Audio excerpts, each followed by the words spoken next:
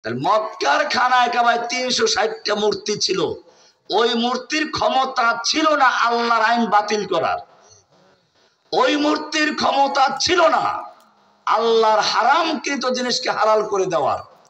কিন্তু আমরা যাদেরকে ভোট দিয়ে সংসদে পাঠাই সেই মূর্তি জীবন্ত মূর্তি, এই মূর্তিগুলো আল্লাহর আইনকে বাতিল করে বিকল্প আইন তৈরি করে, ওই আইনকে মানতে বাধ্য করে, না মানলে পুলিশ দিয়ে গ্রেফতার করে, ঠিক কিনা? আবার উনি নাকি পেঁয়াজ দিয়েও তরকারি পাকায় নাই। দেখেন যেদিন পালালো সেদিন কত প্রকার খাবার রান্না করা ছিল, খাবার রান্না করা আছে। একটা বক্তব্য রেকর্ড করার জন্য অনুরোধ জানাচ্ছি। 4 ডিসেম্বর 2024 বাগেরহাট জেলার ফকিরহাটের অন্তর্গত দেয়াপাড়া মাধ্যমিক বিদ্যালয় মাঠে দ্বিতীয় বার্ষিক ওয়াজ মাহফিলের সম্মানিত সভাপতি হযরত উলামায়ে কিরাম,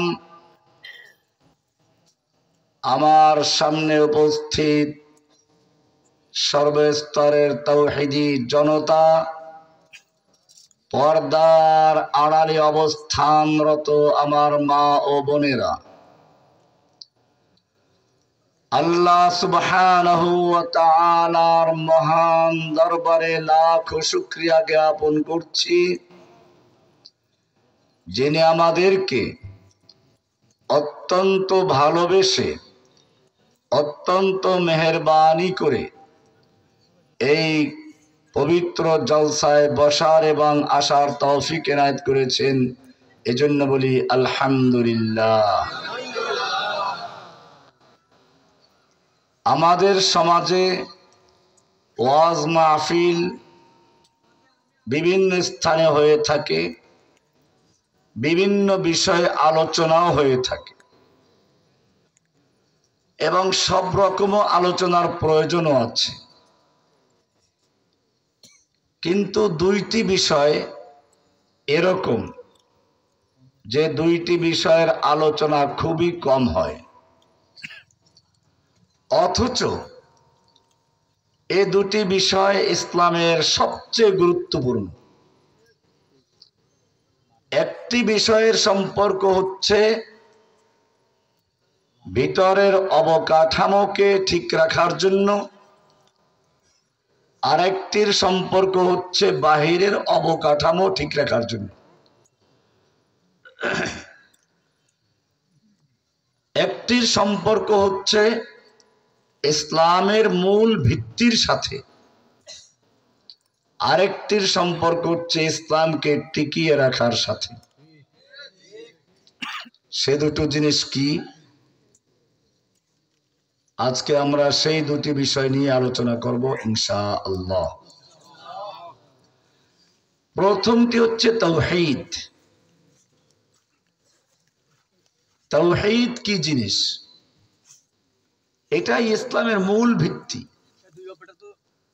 এটা যদি না থাকে তাহলে আপনার জীবনের কোনো কিছুই মূল্য নেই। তাওহীদের মূল বাণী হচ্ছে লা ইলাহা ইল্লাল্লাহ। লা ইলাহা ইল্লাল্লাহ সকলেই আমরা পড়ি, কিন্তু এর তাৎপর্য কি, হাকিকত কি, এটা আমরা হয়তো গভীরভাবে চিন্তা করি না। লা ইলাহা ইল্লাল্লাহর দুইটা অংশ। কয়টা অংশ? লা ইলাহা একটা, ইল্লাল্লাহ আরেকটা।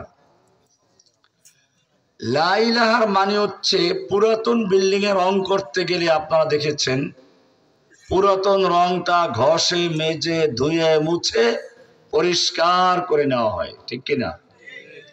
এরপরে নতুন রং করা হয়, কারণ পুরাতন রঙের উপরে যদি নতুন রং করা হয় তাহলে নতুনটাও যাবে, পুরানটা সহ নিয়ে যাবে। এই কারণে প্রথমে পুরাতন রংটা ঘষে মেজে ধুয়ে মুছে পরিষ্কার করে এরপরে নতুন রং করা হয়। ঠিক লা ইলাহা ইল্লাল্লাহ হচ্ছে এরকম, লা ইলাহা, লা মানে নেই, ইলাহ মানে কোন মাবুদ, ইলাহ মানে যার আনুগত্য করা হয়, ইলাহ মানে যার পূজা করা যায়, ইলাহ মানে যার হুকুম মানা যায়, ইলাহ মানে হচ্ছে যিনি সব কিছুর মালিক, ইলাহ মানে হচ্ছে যার কাছে প্রার্থনা করা যায়, ইলাহ মানে হচ্ছে যার নামে পশু জবাই করা হয়, ইলাহ মানে যার কাছে সন্তান চাওয়া হয়। লা ইলাহা মানে হচ্ছে নেই কোনো ইলাহ, নেই কোনো খাজা বাবা, নেই কোনো গাজা বাবা, নেই কোনো ল্যাংটা বাবা, নেই কোনো দরগাওয়ালা, নেই কোনো দরগাওয়ালা। লা ইলাহা মানে সব উৎখাত করে মনটাকে ফ্রেশ করে পরিষ্কার করে এরপরে শুধুমাত্র একজনকে বসানো, ইল্লাল্লাহ। কাকে? লা ইলাহা আমার ব্যক্তি জীবনে, পারিবারিক জীবনে, সামাজিক জীবনে, রাষ্ট্রীয় জীবনে, আন্তর্জাতিক জীবনে কোন ক্ষেত্রে কারো হুকুম চলবে না, একমাত্র একজনের হুকুম মানবো। কার? লা ইলাহা। লা ইলাহা মানে সব বাতিল, ইল্লাল্লাহ মানে হলো গ্রহণ করা, লা ইলাহা বর্জন করা। লা ইলাহা মানে কি? সব বাতিল ইলাহা গুলোকে বর্জন করা। ইল্লাল্লাহ হচ্ছে কি? এক আল্লাহকে গ্রহণ করা। এটাকে অন্যভাবে লা ইলাহা ইল্লাল্লাহ নফি ইসবাত বলা। লা ইলাহা মানে নফি, না করে দেওয়া, ইল্লাল্লাহ মানে ইসবাত মানে হা করা। লা ইলাহা মানে হচ্ছে তাখলিয়া, খালি করা, ইল্লাল্লাহ মানে হচ্ছে তাহলিয়া, নতুন রঙে রঙিন করা। লা ইলাহা এটাই ইসলামের মূল বক্তব্য। এটার সাক্ষী দিতে হয় বুঝে শুনে। আপনি আদালতে গেছেন, আদালত জিজ্ঞেস করলো তুমি কে? আপনি বললেন আমি এই মার্ডার মামলার আসামি। আচ্ছা ভালো কথা, বলো তো কে মার্ডার করেছে? তা তো জানি না। কাকে করেছে? তাও তো জানি না। কি করবে? আদালত বলবে যে এখানে পাগলা গারদে পাঠাও, ঠিক কিনা? দুনিয়ার আদালতে সাক্ষী দিতে গেলে যদি না বুঝে সাক্ষী দেওয়া না যায়, তাহলে আপনি আমি যে বারবার বলি আশহাদু আল্লা ইলাহা ইল্লাল্লাহ, আশহাদু আন্না মুহাম্মাদার রাসূলুল্লাহ, দুইটা সাক্ষী। কয়টা সাক্ষী? দুইটা সাক্ষ্য না দিলে আজান হয় না, দুইটা সাক্ষ্য না দিলে ইকামত হয় না, দুইটা সাক্ষ্য না দিলে খুতবা হয় না, দুইটা সাক্ষ্য না দিলে তোমার ইসলাম কবুল করাও হয় না। কয়টা হলো? একটা হচ্ছে আশহাদু আল্লা ইলাহা ইল্লাল্লাহ। লা ইলাহা, কোন ইলাহ নেই, কোন আইনদাতা নেই, কোন বিধানদাতা নেই, হুকুম চলবে কার? আমরা কি মানি তা? লা ইলাহা ইল্লাল্লাহ পড়ি, আবার আইন প্রণেতা বানাইয়ে দেই ভোট দিয়ে, ঠিক কিনা? সংসদে বসে মানুষ কি করে? আইন বানায় না? আইন দেওয়ার মালিক কে? আচ্ছা কঠিন আলোচনা না বুঝতে তো মুশকিল, একটু কঠিন দিকে যাই। আইন কাকে বলে একটু এটা বুঝাই নেই। আইনটা কি জিনিস সেটা ভালো করে বুঝবেন। আইন হচ্ছে ক্ষমতার মালিক যে তার আদেশ। ক্ষমতার মালিক যে তার আদেশকে বলে কি? আরেকটু কঠিন ভাষায় বললে সার্বভৌমত্বের কমান্ড। সর্বময় ক্ষমতার মালিক যে তার আদেশটাই হচ্ছে আইন। মনে করুন আপনি একটা কারখানার মালিক, 1,00,000 কর্মচারী আপনার কারখানায় আছে, আপনাকে কেউ চিনে না, আপনি গিয়ে বলেন এইটা করো ওইটা করো না, এটা কেন করছো? ওরা শুনবে আপনার কথা? ওরা আপনাকে পাগল বলে মারধর শুরু করবে। এর মধ্যে গিয়ে ম্যানেজার সাহেব সেলুট দিয়ে বলল, সম্মানিত কর্মকর্তা কর্মচারী বৃন্দ, এই যে মহান ব্যক্তি ইনি হচ্ছেন আমাদের কোম্পানির মালিক। এখন কি হবে? এখন সবাই তার কথা শুনবে, সে যেটা বলবে ওইটাই আইন। ঠিক তেমনি ভাবে এই মহাবিশ্বের একজন মালিক আছেন, তিনি কে?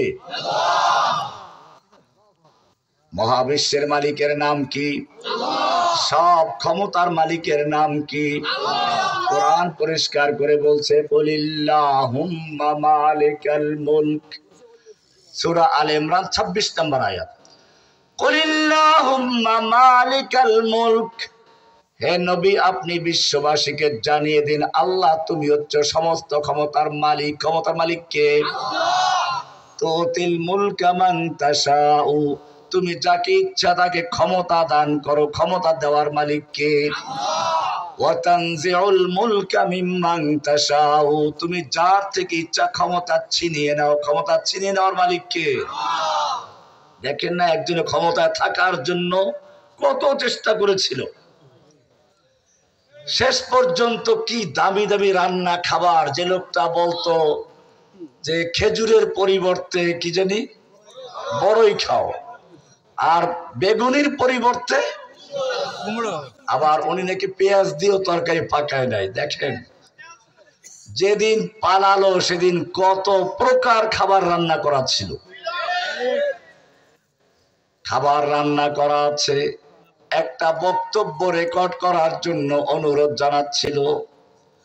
আল্লাহ রাব্বুল আলামিন জানিয়ে দিলেন, তুমি সারা জীবন আমার আলেম ওলামাদের কণ্ঠ বন্ধ করেছো, কোরআনের কথা বন্ধ করেছো, আলেম ওলামাদেরকে খাবার থেকে ছিনিয়ে নিয়ে জেলখানায় ঢুকিয়ে দিয়েছো।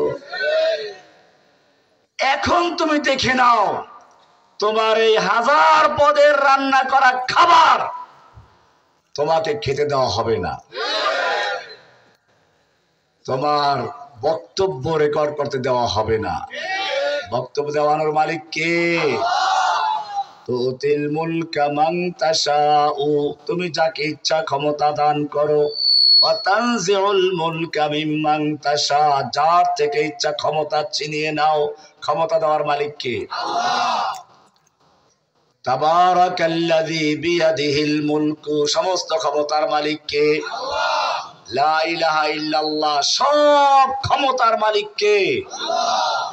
এটা যদি বিশ্বাস করে কোন মুসলমান, সেই মুসলমান যখন আবার নির্বাচন আসলে বিশ্বাস করে সব ক্ষমতার মালিক জনগণ। এটা দেশের সংবিধানেও লেখা আছে। সংবিধানের 7 ক লেখা আছে, দেশের জনগণ দেশের মালিক, জনগণ দেশের ক্ষমতার উৎস, ক্ষমতার মালিক। এদেশের ক্ষমতার মালিক কে? কিন্তু সংবিধানে কে? এই মুসলমান লা ইলাহা ইল্লাল্লাহ পড়ে কিনা? তাহলে কি বুঝে পড়ে না বুঝে পড়ে? মালিক যখন আল্লাহ, ক্ষমতার মালিক যিনি, তার আদেশ হচ্ছে আইন, তাহলে আইন চলবে কার? কোরআন পরিষ্কার বলছে, আলা আলাহুল খালকু ওয়াল আমর, সৃষ্টি যার, আইন চলবে কেবলমাত্র। আমার দেশে আল্লাহর আইন চলে? ব্যাংক চলে কার আইনে?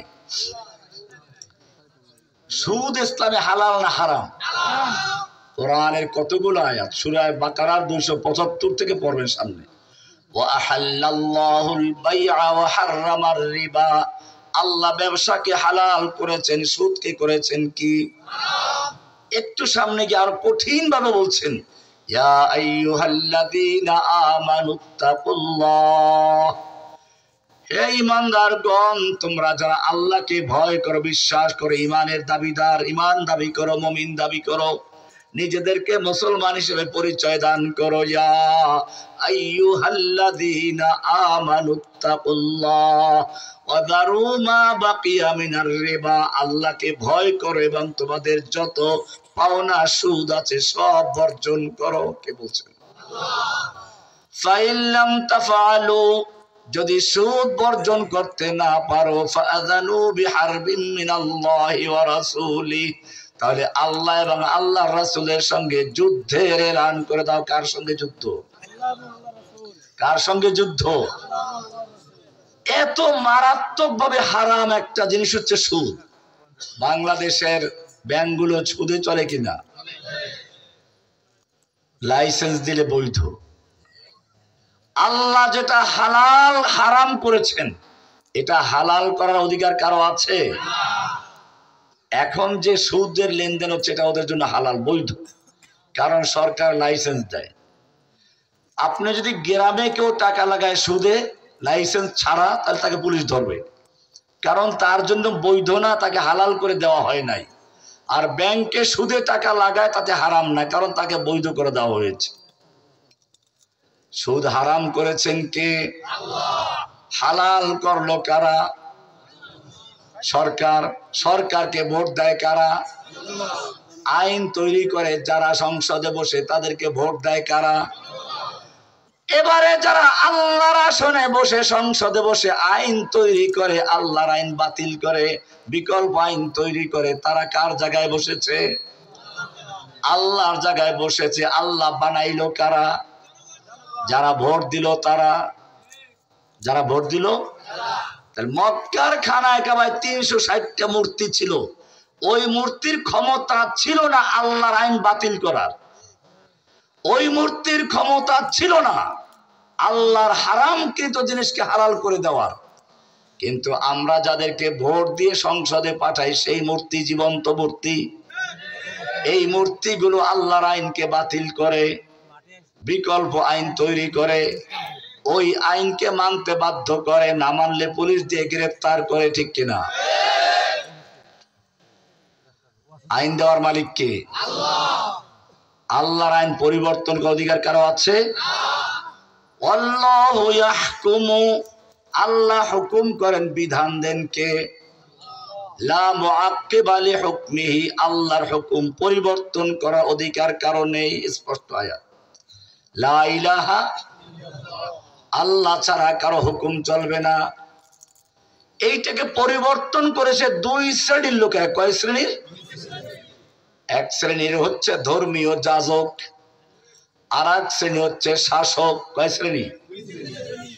শাসক গোষ্ঠী আল্লাহর হুকুম পরিবর্তন করলো কিভাবে, আর যাজকরা করলো কিভাবে, এটা ক্লিয়ার হোক। একটা হচ্ছে রাষ্ট্রীয় শিরিক, তাওহীদের বিপরীত হচ্ছে শিরিক। তাওহীদের বিপরীত কি? আর একটা হচ্ছে ধর্মীয় শিরিক। রাষ্ট্রীয় শিরিক হচ্ছে আল্লাহর সার্বভৌমত্ব ক্ষমতার জায়গায় মানুষের সার্বভৌমত্ব স্বীকার করা। ইসলামের কালেমা লা ইলাহা ইল্লাল্লাহ, রাষ্ট্রের কালেমা হচ্ছে লা ইলাহা ইল্লাশ শাব, জনগণ ছাড়া কোনো মাবুদ নাই, সব ক্ষমতার মালিক কে? ইসলামের বক্তব্য হচ্ছে মাসদারুস সুলতাতি জামিআন আল্লাহ সুবহানাহু ওয়া তাআলা, সমস্ত ক্ষমতার উৎস হচ্ছেন আল্লাহ। আর আমাদের রাষ্ট্রের আইন হচ্ছে সমস্ত ক্ষমতার উৎস কে? জনগণ। আল্লাহর বিধান হচ্ছে মূর্তি পূজা করা যাবে না। কি করা যাবে না? ইন্নামাল খামরু ওয়াল মাইসিরু ওয়াল আনসাবু ওয়াল আজলামু রিজসুম মিন আমালিশ শাইতানি ফাজতানিবু, নিশ্চয় মদ, জুয়া, মূর্তি, বিশেষ লটারি, ভাগ্য নির্ণয় লটারি, এগুলো সব নাপাক শয়তানের কাজ। কে বলেছেন? আল্লাহ। ফাজতানিবুহু, এগুলো তোমরা বর্জন করে চলো। কে বলেছেন? আল্লাহ।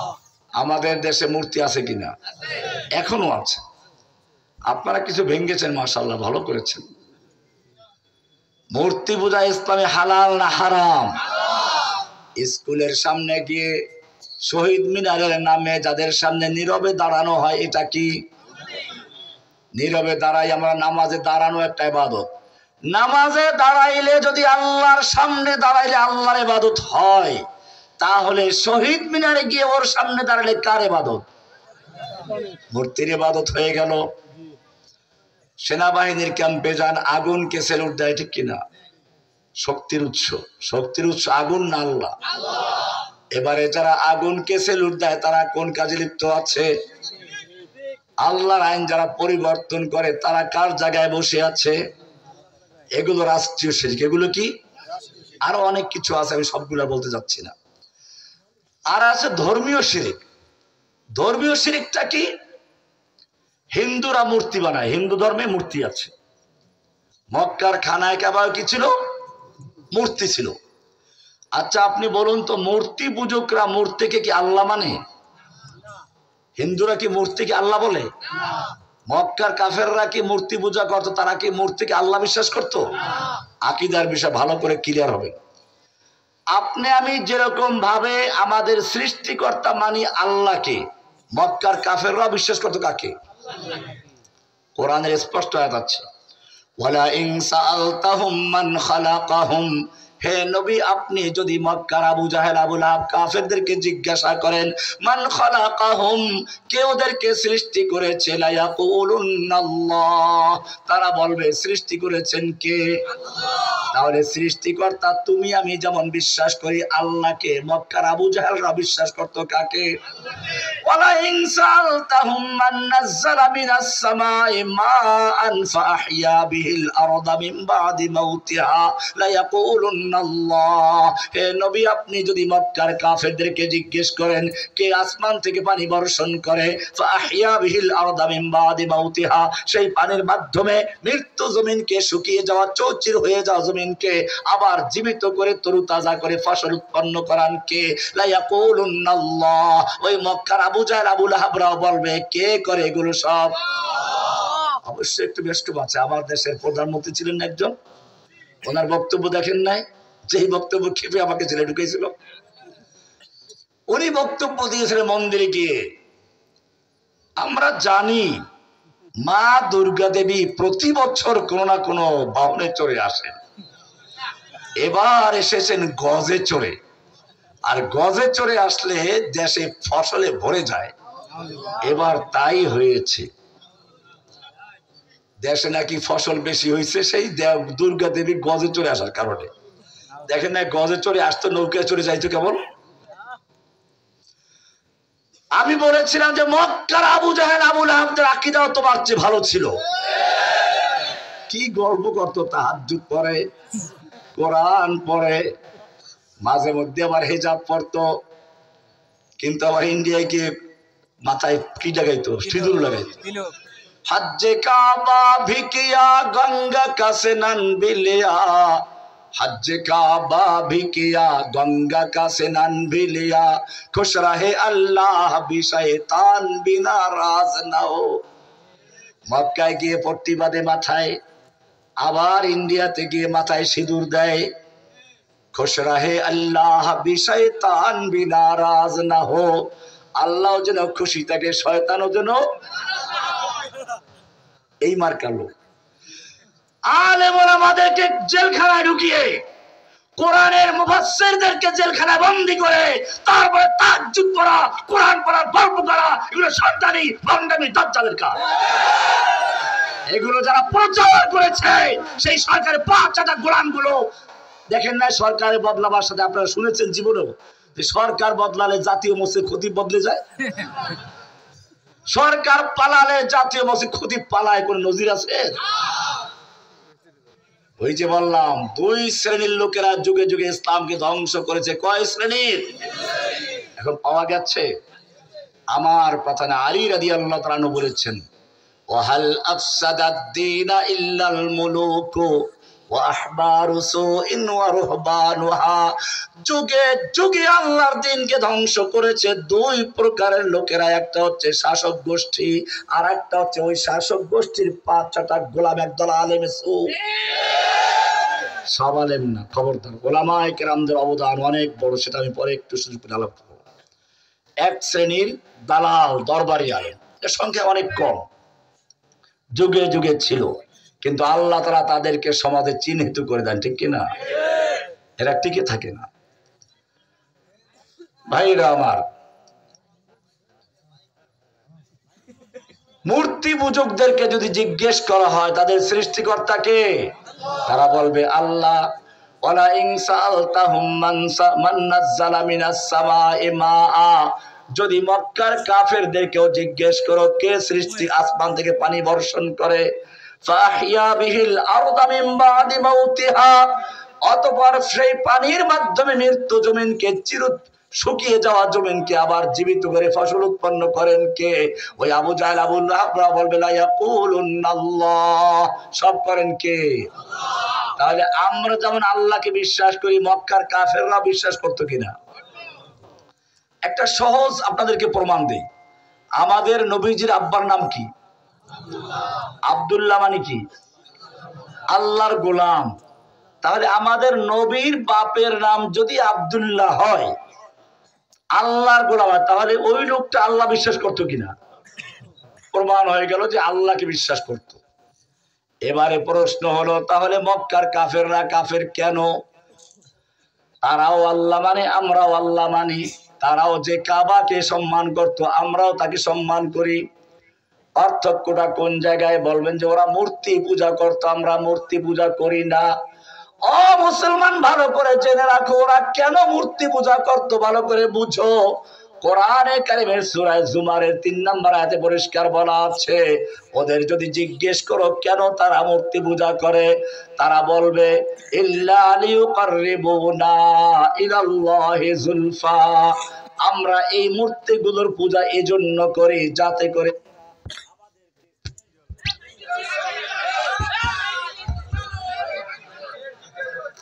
আমরা এই মূর্তিগুলোর পূজা এজন্য করি যাতে মূর্তিরা আমাদেরকে আল্লাহর নিকটে পৌঁছিয়ে দেয়। মূর্তি পূজকরা যদি মূর্তি পূজা করে এজন্য যে ওই মূর্তিগুলো আল্লাহর কাছে পৌঁছাইয়ে দিবে, এই কারণে মূর্তি পূজকরা যদি মুশরিক হয়, তাহলে যদি কোনো মুসলমান দাবিদার কোন জীবন্ত মূর্তি বা কোন পীর ফকিরকে মনে করে সে আল্লাহর কাছে পৌঁছাইয়ে দেয়, তার মধ্যে আর মূর্তির মধ্যে পার্থক্য আছে? আলেম ওলামাদের কাজটি আমি একটু পরে খোলাসা করবো ইনশাআল্লাহ। কিন্তু কোন আলেম আল্লাহর কাছে পৌঁছাইয়ে দেবে সেই ক্ষমতা নাই। পৌঁছে দেওয়ার মালিক কে? আলেমদের কাজ হচ্ছে সত্য মিথ্যা পরিষ্কার করে দেওয়া, সত্য পথ কোনটা, বাতিল পথ কোনটা দেখাইয়ে দেওয়া। কিন্তু যদি কোনো ব্যক্তি ঠিকাদারি নেয়, সে আল্লাহর ওলি বানাইয়া দেবে, আল্লাহ পর্যন্ত পৌঁছাইয়া দিবে, তাহলে সেই ব্যক্তি আর মক্কার মূর্তি পূজকদের মনে কোনো পার্থক্য নেই। মূর্তি পূজকরা আর একটা কারণে মূর্তি পূজা করত। সূরা ইউনূসের 10 নম্বর সূরার 18 নম্বর আয়াত দেখবেন, পরিষ্কার বলা আছে, ওয়ায়াবুদুনা মিন দুনিল্লাহি মা লা ইয়াদুররুহুম ওয়া লা ইয়ানফাউহুম ওয়া ইয়াকুলুনা হাউলাই শুফাউনা ইনদাল্লাহ। আল্লাহ তাআলা বলেন, ওই মূর্তি পূজকরা এমন জিনিসের পূজা করে যা তাদের উপকার করতে পারে না, ক্ষতি করতে পারে না। ওয়ায়াকুলুনা, তাহলে কেন পূজা করে? ওয়ায়াকুলুনা হাউলাই শুফাউনা ইনদাল্লাহ, ওরা দাবি করে এই মূর্তিগুলো আমাদেরকে আল্লাহর কাছে সুপারিশ করবে। কি করবে? সুপারিশ করবে। দেখেন, একটা হচ্ছে কিয়ামতের মাঠে আল্লাহ তাআলা যাদেরকে সুপারিশ করার পারমিশন দিবেন তারা সুপারিশ করতে, এটা আমাদের আকীদা, কোরআনে স্পষ্ট আছে, মান যাল্লাযী ইয়াশফাউ ইনদাহু, কে আছে এমন ব্যক্তি যে আল্লাহর কাছে সুপারিশ করবে আল্লাহর পারমিশন ছাড়া? তাহলে আল্লাহর পারমিশন পাওয়া গেলে সুপারিশ করা। তাহলে আমি বলছি কোনটার বিরুদ্ধে? ওইটা না, এটা হচ্ছে দুনিয়াতে ঠিকাদারি নেয়। আমার পীর সাহেবের মুরিদ যারা সব হুজুর পার করাই নিয়ে যাবে, সব তরাইয়া নিয়ে যাবে। এইরকম যদি কোনো ব্যক্তি বিশ্বাস করে, কোরআন বলছে ওই মূর্তি পূজকরা মূর্তি পূজা করত কেন, ভালো করে জেনে রাখো। সূরা ইউনূসের 18 নম্বর আয়াতে পরিষ্কার বলা আছে, ওয়ায়াকুলুনা হাউলাই শুফাউনা ইনদাল্লাহ, এই মূর্তিগুলোকে আমরা আল্লাহ হিসেবে পূজা করি না, এরা আমাদেরকে আল্লাহর কাছে সুপারিশ করবে। কি করবে? মূর্তি পূজকরা যদি মূর্তিদেরকে সুপারিশকারী মানার কারণে মুশরিক হয়ে থাকে, তাহলে লা ইলাহা ইল্লাল্লাহ পরে মুসলমান দাবিদাররাও যদি কোন পীর ফকিরকে মনে করে সে দুনিয়াতে ঠিকাদারি দিচ্ছে, সুপারিশ করবে, এই বেটা ও নিজে যে মুক্তি পাবে তার দলিল কি? দুইটা শিরক। একটা হচ্ছে এই নিশ্চয়তা দেওয়া যে হুজুর একেবারে পার পেয়ে যাবে, উনি সুপারিশ করবেন, এটা একটা শিরক। এটা জানেন কে? মুক্তি পাবে কে পাবে না তার একমাত্র ইলম রাখেন কে? তুমি কেমনে বিশ্বাস করলা যে উনি সুপারিশ করবেন? এরপরে যাদেরকে কিয়ামতের মাঠে সুপারিশ করার সুযোগ দেওয়া হবে তাদের ব্যাপারেও বলা আছে, ওয়ালা ইয়াশফাউনা ইল্লা লিমান ইরতাদা, আল্লাহ তাআলা যাদের ব্যাপারে পছন্দ করবেন, যাদের ভিতরে ঈমান আছে, একটু গুনাহ আছে, এই রকম লোকদের ব্যাপারে সুপারিশ করা যাবে। বেঈমানদের জন্য সুপারিশ করাও যাবে না। তাহলে তুমি কি করে বুঝলা যে ওদেরকে সুপারিশ করে দিবে? আসুন, আল্লাহর নবী মুহাম্মদুর রাসূলুল্লাহ সাল্লাল্লাহু আলাইহি ওয়াসাল্লাম, যে চাচা সারা জীবন নবীর খেদমত করলেন, যেই চাচা নবীর জন্য ৩ বছর পর্যন্ত কারাবন্দী থাকলেন, পুরো আবু তালেবের বংশ শুদ্ধ 3 বছর কারাবন্দী ছিলেন। মজার গল্প জানেন? এই 3 বছর আবু তালেব কি করতেন? যখন সবাই ঘুমিয়ে যায়, ভয় হতো কোন সময় নবীকে কেউ মেরে ফেলে কিনা। সেই জন্য সবাই যখন ঘুমায়, আবু তালেব আল্লাহর নবীকেও এক জায়গায় ঘুম পাড়াইয়া দেন। সবাই ঘুমিয়ে গেলে আস্তে মুহাম্মদ সাল্লাল্লাহু আলাইহি সাল্লামকে তুলে নিয়ে অন্য জায়গায় রাখেন, আর ওই জায়গায় আবু তালেবের নিজের পুত্র আলীকে রাখেন। যদি কেউ হত্যা করে, গুপ্ত ঘাতক থাকে, তাহলে যেন আলীকে হত্যা করে, মুহাম্মদ সাল্লাল্লাহু আলাইহি সাল্লাম যেন বেঁচে যায়। জোরে বলুন সুবহানাল্লাহ। এই লোকটা জন্য মায়া লাগে না? মক্কার নেতারা যখন পরিষ্কার আবু তালেবকে জানিয়ে দিল, তোমার ভাতিজা যদি লা ইলাহার দাওয়াত বন্ধ না করে তাহলে আমরা তাকে মেরে ফেলবো। কোরআন পরিষ্কার বলছে, ওয়া ইয ইয়ামকুরু বিকাল্লাযীনা কাফারু লিয়ুসবিতুকা আও ইয়াকতুলুকা আও ইউখরিজুক। যখন তারা চক্রান্ত করছিল আপনাকে হয়তো বন্দী করবে, নয়তো হত্যা করবে, নয়তো বের করে দিবে, আবু তালেব তার বংশের লোকদেরকে নিয়ে বসলো, বলল আমাদের বংশের একজন ভাতিজা, আমাদের বংশের গৌরব, হয়তো আমি ইসলাম কবুল করি নাই কিন্তু সে আমার ভাতিজা, যদি তার কোনো ক্ষতি করে তাহলে তোমরা তার পাশে থাকবে কিনা? বনু হাশেম বনু মুত্তালিব তাকে অভয় দিল, থাকবো। এইবারে আল্লাহ নবীকে তিনি জানিয়ে দিলেন, কবিতা আকারে আছে সেগুলো, ওয়াল্লাহি লা ইয়াসিলু ইলাইকা বিজামইহিম হাত্তা ওয়াসাদা ফিত তুরাবে দাফিনা। ও মুহাম্মদ সাল্লাল্লাহু আলাইহি সাল্লাম, তুমি তোমার কাজ চালিয়ে যাও, তাওহীদের দাওয়াত দিতে থাকো। আল্লাহি লা ইয়াসিলু ইলাইকা বিজামইহিম, ওরা 14 দল 14 গোষ্ঠী মিলেও তোমার ধারে কাছেও পৌঁছতে পারবে না, তোমার কোনো একটা পশম বাঁকা করতে পারবে না। হাত্তা ওয়াসাদা ফিত তুরাবে দাফিনা, যতক্ষণ পর্যন্ত আমি আবু তালেবের দেহ মাটির উপরে থাকবে, আবু তালেবের দেহের সঙ্গে রূহ থাকবে, অতক্ষণ পর্যন্ত তোমার ধারে কাছেও কেউ আসতে পারবে না। কে বলেছিল? চাচা আবু তালেব। মায়া লাগে কিনা শুনলে? কিন্তু শোনার পরে কি হয়? এই লোকটা যখন মৃত্যুবরণ করছে, আল্লাহর নবীরও তো মায়া আছে। চাচা সারা জীবন তুমি আমার জন্য কষ্ট করেছো, আমার পক্ষে লড়াই করেছো, একটু খালি বলো লা ইলাহা, এইটা বললে আমি তোমার জন্য সুপারিশ করতে পারবো, এইটা না বললে আমি কিছুই করতে পারবো না। লা ইলাহার মানে হলো বাপ দাদার ধর্মের কোনো অস্তিত্ব নেই, লা ইলাহা সব বর্জন, ইল্লাল্লাহ শুধু আল্লাহকে গ্রহণ। লা ইলাহা মানে হচ্ছে মক্কার সব 360 মূর্তি বাতিল, ইল্লাল্লাহ মানে শুধু আল্লাহকে গ্রহণ করতে হবে, এইটা খালি বলো। আবু তালেব বলার জন্য প্রস্তুত ছিল।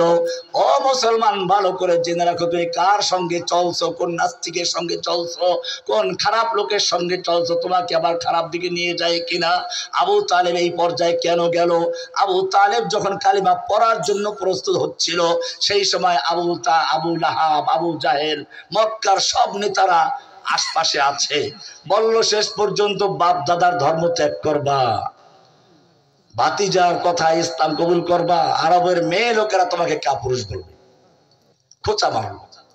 আবু তালেব শেষ পর্যন্ত মারা গেল। মৃত্যুর আগে বলল, ইন্নী আলা মাযহাবি আব্দুল মুত্তালিব, আমি আব্দুল মুত্তালিবের ধর্মের উপর আছি, বাপ দাদার ধর্মের উপর আছে। অনেকে আছেন এখনো বলে বাপ দাদার যুক্তি করে আসছি, উনি আবার কোথায় কথা বলতেছে, বাপ দাদার পূজা। আবু তালেব মৃত্যুবরণ করলো, আল্লাহর নবী মনক্ষুণ্ণ হয়ে গেলেন। সঙ্গে সঙ্গে সূরা কাসাস 28 নম্বর সূরার 56 নম্বর নাযিল হয়ে যায়, ইন্নাকা লা তাহদি মান আহবাবতা ওয়ালাকিন্নাল্লাহা ইয়াহদি মান ইয়াশা ওয়া হুয়া আ'লামু বিল মুহতাদিন। হে নবী, আপনি যাকে ইচ্ছে করেন তাকে হেদায়েত দিবেন, সেই ক্ষমতা আপনার নাই। নবীকে বলা হচ্ছে ইন্নাকা লা তাহদি মান আহবাবতা, তুমি যাকে ভালোবাসো, তোমার চাচা ভাতিজা আপন লোক আত্মীয় স্বজন, চাইলেই তুমি হেদায়েত দিয়ে দেবে, এই ক্ষমতা তোমাকে দেওয়া হয় নাই। ওয়ালাকিন্নাল্লাহা ইয়াহদি মান ইয়াশা, বরং আল্লাহ যাকে চান তাকে হেদায়েত দান করেন। ওয়া হুয়া আ'লামু বিল মুহতাদিন, আল্লাহ জানেন কে হেদায়েত পাওয়ার যোগ্য, হেদায়েত দেওয়ার মালিক কে? আল্লাহ। আল্লাহর নবী যখন হেদায়েত দেওয়ার মালিক না, এরপরে যদি কোনো পীর ফকির ল্যাংটা দরগাওয়ালা দুর্গাওয়ালা মাজারওয়ালা বাজারওয়ালা খানকাওয়ালা বলে হেদায়েত দিয়ে দেয় আল্লাহর ওলি বানাইয়া দেয়, সেগুলো আল্লাহর ওলি না শয়তানের ওলি? কারে শয়তান মে কুনি নামত ওলি গর ওলি নস্তলানত বর ওলি। হক আলিম যারা, তারা কোনোদিন এই কথা বলে না যে আমরা হেদায়েত দিয়ে দেই, আল্লাহর ওলি বানাইয়া দেই, বেহেশতে নিয়ে যাব, বলে এটা কেউ? কোন আলেম আজ পর্যন্ত বলেছে? ভালো আলেমরা বলে কারা? গাঁজা খায়, মুখ দিয়ে পরে ময়লা, নাক দিয়ে পরে ময়লা, দাঁতে ময়লা, গায়ে চট, মাথায় জট, চট করে ঢুকে পড়বে তা না। আবার আল্লাহর নবী কি পরিষ্কার পরিচ্ছন্ন থাকতেন। ইসলামের প্রথম যুগে প্রতি সপ্তাহে শুক্রবার গোসল করা ওয়াজিব করে দিয়েছিলেন। এরপরে প্রত্যেক নামাজের সময় মেসওয়াক করা ফরজ করে দেওয়ার কথা বলা হচ্ছে।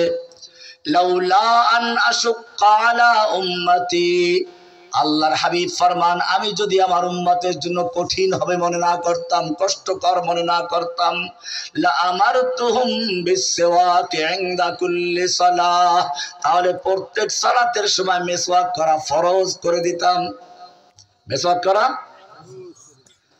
এখন হাদিসে যেটা আছে তা হচ্ছে ফরজ না, তবে যে নামাজ মেসওয়াক করে পড়া হয় তা মেসওয়াক বিহীন নামাজের চেয়ে 25 গুণ সওয়াব বেশি রাখে। কত গুণ বেশি? 25 গুণ সওয়াব বেশি। এত গুরুত্ব যে নবী দিলেন মেসওয়াক করার জন্য, সেই নবীর উম্মত যখন দেখে দাঁত দিয়ে ময়লা পড়ে, মাঝি ভ্যান ভ্যান করে, কয় যে আল্লাহর ওলি। আল্লাহর নবীর সামনে বেয়াদবি করছো তুমি। যেই নবী এত পরিষ্কার থাকতেন, আতর ব্যবহার করতেন, এক রাস্তা দিয়ে চলে গেলে ঘন্টা খানিক পরে বলা যেত এই রাস্তা দিয়ে আমার প্রিয় হাবিব চলে গেছেন। সেই নবীর উম্মত যখন দেখে গায়ে ময়লায় গন্ধে যেন শয়তানও পালায়, তাকে বলে আল্লাহর ওলি। কারে শয়তান মে কুনি নামত ওলি গর ওলি নস্তলানত বর ওলি। হেদায়েত দার মালিক কে? না কোনো পীর, না কোনো ফকির, না কোনো দরগাওয়ালা, না কোনো ল্যাংটাওয়ালা। আল্লাহর নবীর চাচা মরে গেলেন, আল্লাহর নবী মনক্ষুণ্ণ হলেন, সঙ্গে সঙ্গে আয়াত নাজিল হয়ে গেল। আল্লাহর নবী চিন্তা করলেন দোয়া তো করতে পারি, এখনো চাচার মায়া অন্তরে আছে। আর আয়াত নাজিল হয়ে গেছে দোয়াও করতে পারবেন না। মা কানা লিন-নাবিয়্যি ওয়াল্লাযীনা আমানু আইয়াস্তাগফিরু লিল মুশরিকিন, নবীর জন্য এবং কোন মুমিনের জন্য উচিত নয় কোন মুশরিকের জন্য দোয়া করা। মিন বাদি মা তাবায়্যানা লাহুম, যখন তাদের সামনে পরিষ্কার হয়ে গেল আন্নাহু আসহাবুল জাহিম, লোকটা জাহান্নামী। লোকটা কি? কে বলেছেন? আবু তালেব জান্নাতি না জাহান্নামী? কে বলেছেন? সন্দেহ করার সুযোগ আছে? আল্লাহ আরো স্পষ্ট করে দিয়েছেন ওয়ালাউ কানু উলি কুরবা, হোক না সে নিকট আত্মীয়, হোক না সে। মিন বাদি মা তাবায়্যানা লাহুম আন্নাহু আসহাবুল জাহিম, যখন তাদের সামনে পরিষ্কার হয়ে গেল সে জাহান্নামী, বোঝা গেল নবী কোনো হেদায়েত দেওয়ার মালিক না, মুশরিকের জন্য দোয়া করার অধিকার নেই। এরপরে যারা মুশরিকদের জানাজা পড়ায় দোয়া করে তাদের অবস্থা কি হবে? মানুষ মরলে পরে দেখবেন একদল ভাড়াটে খতম পড়ে গিয়ে। ওলামায়ে কেরামদেরকে বলবো তাফসিরে মারিফুল কোরআন খুলুন। কোন তাফসির? দারুল উলুম দেওবন্দের প্রধান মুফতি ছিলেন মুফতি শফি রহমাতুল্লাহ আলাইহি, হাটহাজারীর শফি সাহেব না, দেওবন্দের শফি সাহেব। এরপরে পাকিস্তান হওয়ার পর পাকিস্তানের মুফতি আজম ছিলেন, তার ছেলে হলো বর্তমান তকি উসমানী পাকিস্তানের সারা দুনিয়ার প্রধান আলেম মুফতি শফি সাহেব রহমাতুল্লাহ আলাইহির লেখা তাফসিরে মারিফুল কোরআন।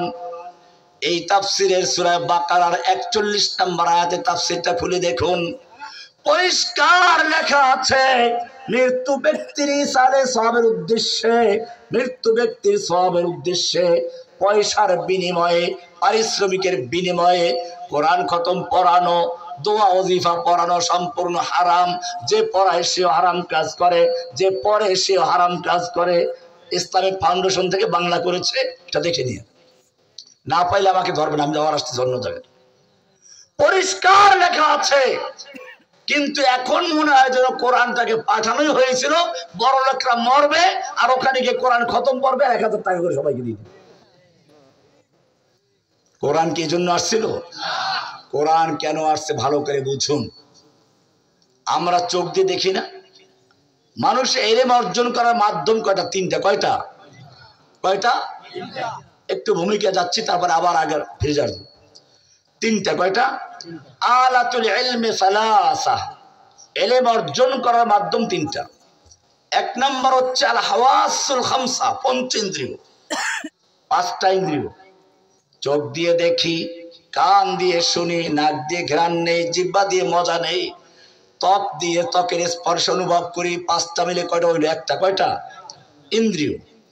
এই 5টার ক্ষমতা যেখানে শেষ হয়, ওখান থেকে শুরু হয় দ্বিতীয়টার কাজ, আকল, বুদ্ধি, বিবেকের কাজ। কিন্তু এই বিবেক দিয়েও সব চেনা যায় না, জানা যায় না। এই বিবেক তো অনেকের আছে, বিজ্ঞানী আছে বহু, কিন্তু নিজেদেরকে বানরের সন্তান দাবি করে, ঠিক কিনা? দেখেন না, আজ পর্যন্ত কোন ব্যক্তি বলেছে পাবদা মাছ আর বোয়াল মাছ দেখতে একরকম, কাজী পাবদা মাছ হচ্ছে বোয়াল মাছের আদি পুরুষ? টাকি মাছ, শোল মাছ, গজার মাছ দেখতে একরকম, কেউ বলেছে যে টাকি মাছগুলো বোয়াল মাছ, শোল মাছের আদি পুরুষ?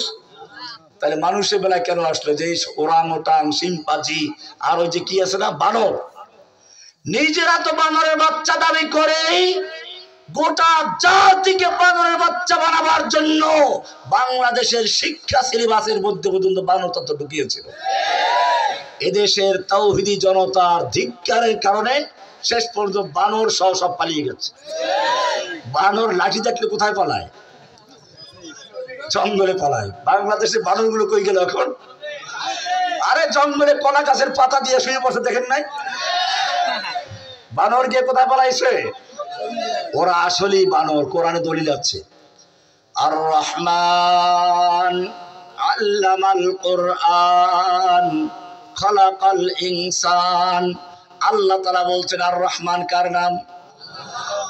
আল্লামাল কোরআন, শিক্ষা দিয়েছেন কোরআন, খালাকাল ইনসান, সৃষ্টি করেছেন মানুষ। আর রব্বুল আলামিন, তুমি তো উল্টা বলে ফেললে। তুমি এখানে আগে বলেছো আল্লামাল কোরআন, তারপরে খালাকাল ইনসান, অথচ আমরা তো সৃষ্টি হই আগে, কোরআন শিখি পরে। তুমি কেন উল্টা বললা? আল্লাহ রাব্বুল আলামিন বলছেন না না, উল্টা বলি নাই, বাস্তব হচ্ছে এটাই। আর রহমান আল্লামাল কোরআন, কোরআন শিক্ষা দেওয়ার পরে মানুষ হয়, এর আগে মানুষ হয় না। যদিও 2টা হাত থাকে, 2টা পাও থাকে, মাথা থাকে, শিক্ষা থাকে। দেখো না ঢাকা বিশ্ববিদ্যালয়ের থেকে বড় বড় ডিগ্রি নিয়ে বের হয়, এরপরে পহেলা বৈশাখ আসলে বাঘের মুখোশ, ভল্লুকের মুখোশ, হনুমানের মুখোশ, বুতুম পেঁচার মুখোশ পরে বের হয়ে যায়, ঠিক কিনা? তার মানে ওরা নিজেরাই বলছে আমরা যত বড় উচ্চ ডিগ্রিধারী হই না কেন, আমরা কিন্তু মানুষ নই, আমরা হিংস্র পশু হয়ে, বাঘ, ভল্লুক, উল্লু, ভল্লু হয়ে ময়দানের জন্য হচ্ছে তোমাদের সিরে সিরে খাওয়ার জন্য। এটাই করেছিল। এই কারণে আল্লাহ বলছেন না, যতক্ষণ পর্যন্ত চোখ দিয়ে দেখতে হলে একটা আলো দরকার। কি দরকার? তোমার চোখের পালো যত ভালো হোক না কেন, চোখের পাওয়ার যত ভালো হোক না কেন, চোখ দিয়ে দেখতে হলে কি লাগে? সূর্যের আলো, চাঁদের আলো, মোমবাতির আলো, বিদ্যুতের আলো, কোন প্রকার আলো যদি তোমার চোখের সামনে না জ্বলে, তাহলে তোমার চোখের পাওয়ার যতই ভালো হোক তুমি কিছুই দেখবে না। ঠিক তেমনি ভাবে তুমি যত বড় জ্ঞানী বিজ্ঞানী হও, তোমার আকল বুদ্ধি যত বেশি থাকুক না কেন, যতক্ষণ পর্যন্ত তোমার জ্ঞান চোখের সামনে আল্লাহর একটা বিশেষ আলো না জ্বলবে, ততক্ষণ পর্যন্ত তুমি মানুষ নও, তুমি পশু। কদ জাআকুম মিনাল্লাহি নূরুন ওয়া কিতাবুম মুবিন, আল্লাহর পক্ষ থেকে নূর এসেছে, নূর, আলো। সে আলোর নাম কি? সে আলোর নাম কি? قد جاءكم من الله نور وكتاب مبين। এই কারণে বলা হয়েছে আল্লামাল কোরআন খালাকাল ইনসান। কোরআন যখন শিক্ষা করলো, তারপরে সে মানুষ হলো, যার ফলে দেখা যায় এখন বিশ্ববিদ্যালয়ের ভিতরে কোরআনের আলো ঢুকে গেছে। এখন নটর ডেম কলেজ থেকে, ইংলিশ মিডিয়াম স্কুল থেকে, ঢাকা বিশ্ববিদ্যালয় থেকে মিছিল বেরোচ্ছে, সাবিলুনা সাবিলুনা আল জিহাদ। কিসের কারণে? কোরআনের আলো তাদের চোখে পড়েছে। কাদের চোখে? এই কারণে আমাদের মনে রাখতে হবে, যখন সারা বাংলাদেশে একটা মূর্তিকে প্রতিষ্ঠা করার জন্য মানুষের মনের ভিতরে মূর্তি, অফিসে মূর্তি, কোন দিন যে মসজিদের খতিব সাহেবের পিছনে মূর্তির অর্ডার আসতো আল্লাহ ভালো জানে। ওইটাই বাকি ছিল। মাদ্রাসার অফিসে মূর্তি, সরকারি অফিসে মূর্তি, সব জায়গায় একটা মূর্তির সিরাত বসাবার জন্য মূর্তির সিরাত। আল্লাহর নবীর সিরাত ভুলে গেছিল। আল্লাহর নবীর সিরাতের আলোচনা নাই। রেডিও খুলবেন ওই একই সিরাত, টেলিভিশন খুলবেন একই সিরাত, রাস্তায় নামবেন একই মূর্তি। সব জায়গায় মূর্তিটাকে এত গভীর ভাবে প্রতিষ্ঠিত করার চক্রান্ত হয়েছিল।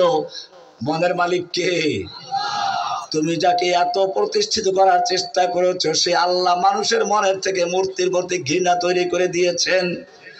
যখন সুযোগ পেয়েছে ওই স্কুল থেকে কলেজ থেকে নাবালেগ শিশুরা পর্যন্ত তৈরান আবাবিল হয়ে যাকে যাকে বের হয়ে মূর্তিগুলো ভেঙ্গে চুরমার করে দিয়েছে। গলায় রশি লাগিয়ে ক্রেন দিয়ে টেনে ভাঙ্গে চুরমার করে দিয়েছে। কুলিল্লাহুম্মা মালিকাল মুলকি তুতিল মুলকা মান তাশা, লা ইলাহা ইল্লাল্লাহ। সব ক্ষমতার মালিক কে? ক্ষমতার মালিক কে? বলছিলাম এলেম অর্জন করার মাধ্যম কয়টা? তিনটা। তৃতীয়টা হচ্ছে কি? ওহী। তৃতীয়টার নাম কি? এবারে আবার শুনে, এক নাম্বার কি? পঞ্চ ইন্দ্রিয়। এক নাম্বার কি? পঞ্চ ইন্দ্রিয়ের কাজ যেখানে শেষ, সেখান থেকে শুরু হয় কার কাজ? দ্বিতীয়টা আল আকল। আকলের কাজ যেখানে শেষ, সেখান থেকে শুরু হয় কি? আল ওহী। ওহীর জ্ঞান যদি না থাকে তাহলে সে মানুষ না, সে কিনা।